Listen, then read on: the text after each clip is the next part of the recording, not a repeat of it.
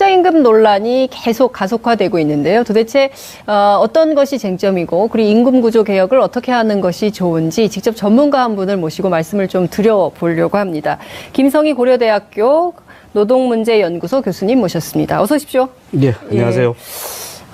지금 최저임금 논란이 계속 뜨겁고요. 네. 어제 정부에서 재정 관련된 최고위 회의도 열고는 했는데 핵심은 지난 국회에서 통과된 최저임금법 개정안, 산입범위 논란이 굉장히 뜨거운 것 같습니다. 노동계에 따르면 이 30년 동안 건드리지 않았던 산입범위를 왜 갑자기 건드렸을까?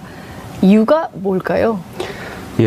최저임금이 획기적으로 인상돼야 저임금 노동자, 일을 해도 가난한 사람들이 많지 않습니까? 불안정, 비정규 노동자 등. 맞습니다. 이 문제를 해소하기 위해서는 일하는 빈곤.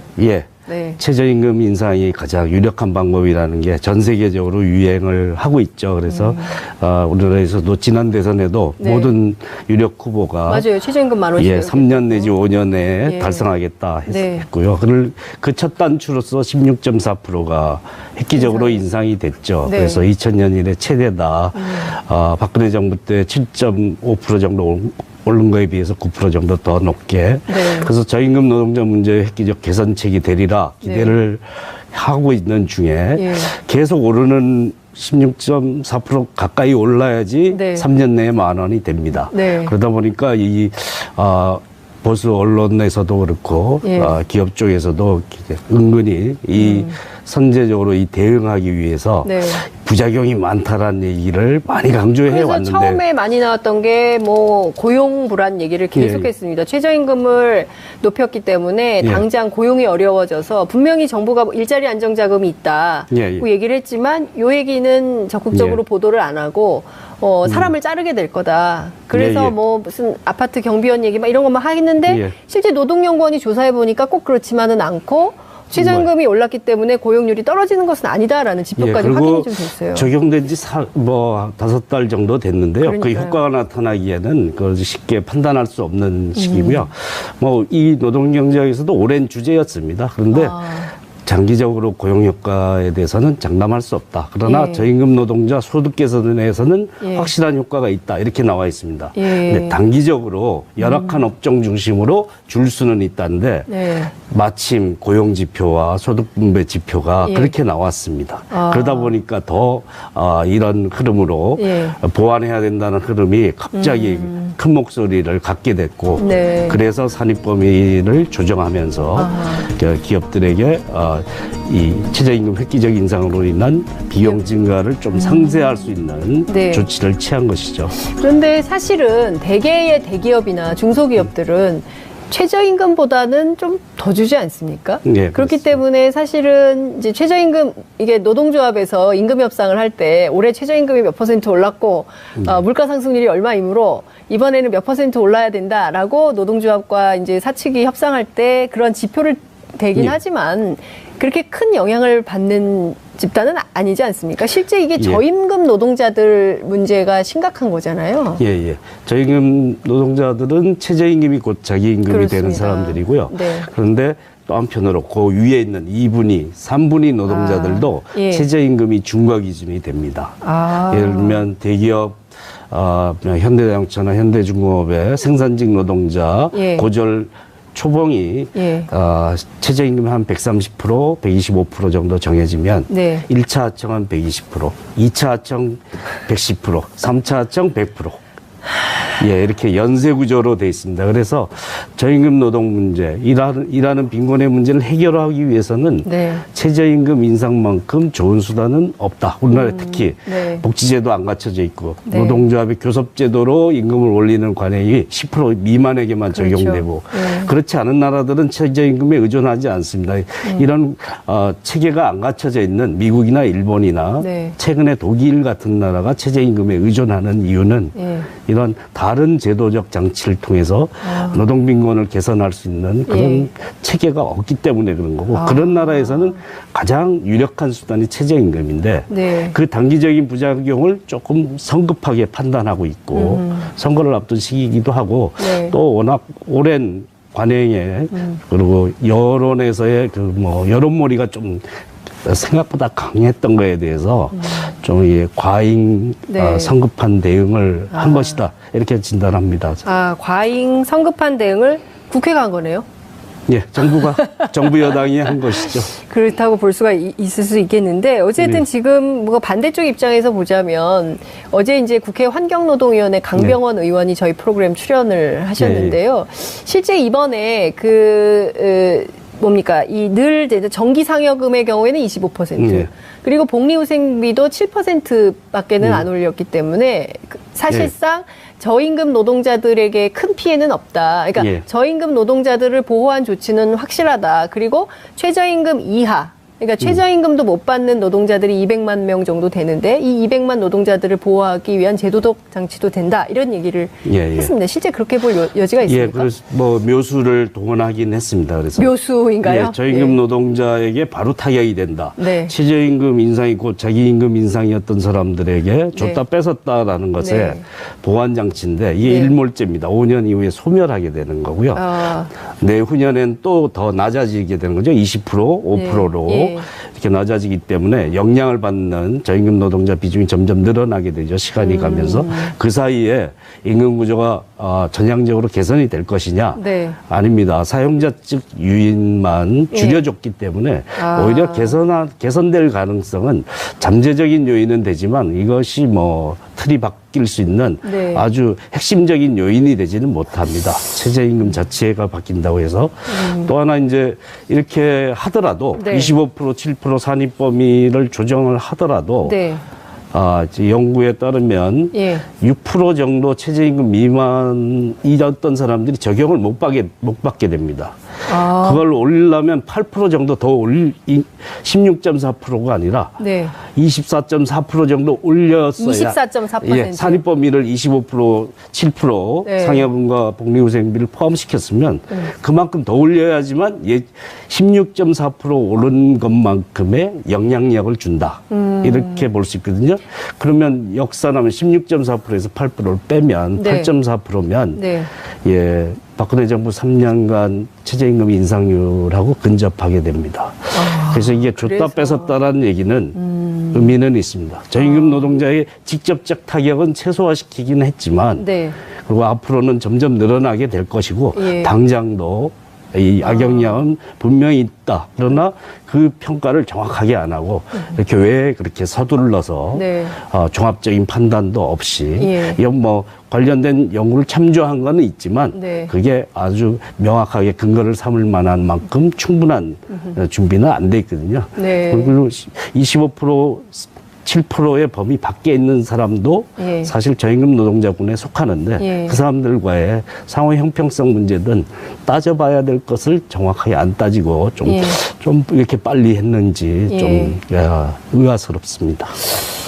교수님 지금 시간이 없어가지고 한 번 더 모셔서 저희가 말씀을 좀 들어야 될 것 같다는 생각이 좀 드는데 이게 좀 굉장히 우리가 다 임금 노동자들이지 않습니까? 자영업자들도 사실은 고통스럽게 살고 있지만 임금 노동자 군에 좀 들어와야 되는 이런 측면도 있긴 한데 그러니까 왜곡된 임금 구조가 있다. 그러니까 우리 기본급은 작게 주면서 모든 걸 다 수당화해서 그러니까 뭐 야근하고 철야하고 뭐 이렇게 해야지만 일정 정도 금액을 가져갈 수 있고 뭐 휴일근로 뭐 이런 거 안 하면 사실상 본봉은 얼마 안 된다. 그런데 퇴직할 때 되면 본봉으로 퇴직금을 주기 때문에 결국엔 교수님 말씀하신 대로 사용자, 기업 측 입장에서 노동자 임금이 됐기 때문에 이거를 통상임금 안에 여러 수당들을 다 집어넣어서 계산을 해야 된다. 외국은 그렇게 한다. 이런 얘기가 있었어요.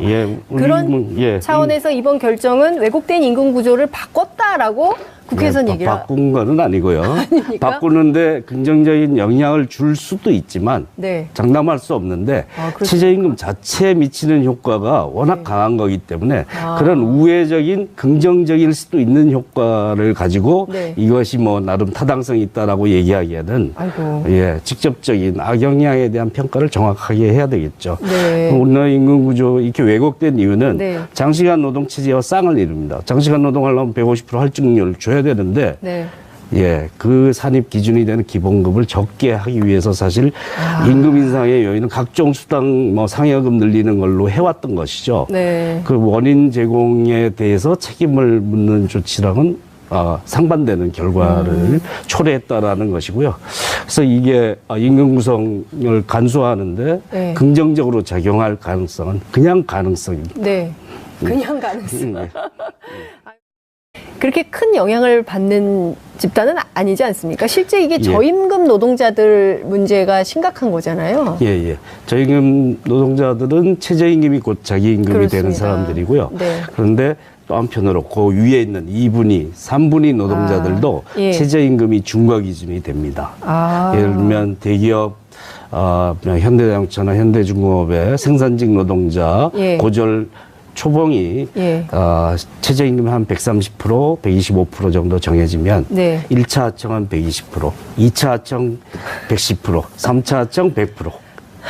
예, 이렇게 연쇄 구조로 돼 있습니다. 그래서 저임금 노동 문제, 일하는 빈곤의 문제를 해결하기 위해서는 네. 최저임금 인상만큼 좋은 수단은 없다. 우리나라에 특히 네. 복지제도 안 갖춰져 있고 네. 노동조합의 교섭제도로 임금을 올리는 관행이 10% 미만에게만 그렇죠. 적용되고 네. 그렇지 않은 나라들은 최저임금에 의존하지 않습니다. 이런 체계가 안 갖춰져 있는 미국이나 일본이나 네. 최근에 독일 같은 나라가 최저임금에 의존하는 이유는 예. 이런 다른 제도적 장치를 통해서 노동 빈곤을 개선할 수 있는 그런 예. 체계가 없기 때문에 그런 거고 그런 나라에서는 가장 유력한 수단이 최저임금인데 네. 그 단기적인 부작용을 조금 성급하게 판단하고 있고 선거를 앞둔 시기이기도 하고 네. 또 워낙 오랜 관행에 그리고 여론에서의 그 뭐 여론몰이가 좀 생각보다 강했던 거에 대해서 좀 과잉 네. 성급한 대응을 한 것이다 이렇게 진단합니다. 과잉 성급한 대응을 국회가 한 거네요. 예, 정부 최저임금 논란이 계속 가속화되고 있는데요. 도대체 어떤 것이 쟁점이고 그리고 임금 구조 개혁을 어떻게 하는 것이 좋은지 직접 전문가 한 분을 모시고 말씀을 좀 드려보려고 합니다. 김성희 고려대학교 노동문제연구소 교수님 모셨습니다. 어서 오십시오. 예, 안녕하세요.